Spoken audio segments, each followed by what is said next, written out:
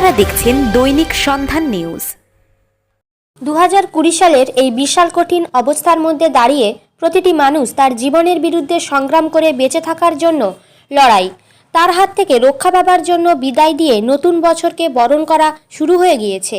আদি সার্বজনীন দুর্গাপূজা সমিতি একটি অনুষ্ঠানের মধ্য দিয়ে প্রকাশিত করল নতুন বছরের ক্যালেন্ডার। এই অনুষ্ঠানে উপস্থিত ছিলেন আইনজীবী তীর্থঙ্কর ভকত সহ অন্যান্য বিশিষ্ট ব্যক্তিগণ সহ কমিটি প্রতিটি সদস্য।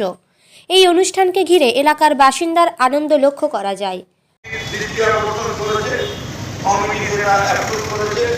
সবাই এটাতে সহমত হয়েছেন, সেই হিসেবে ক্যালেন্ডার প্রকাশ হয়েছে এবং এর বাইরে যে সমস্ত ঘটনা আগামী বছর আসবে সেগুলো হবে।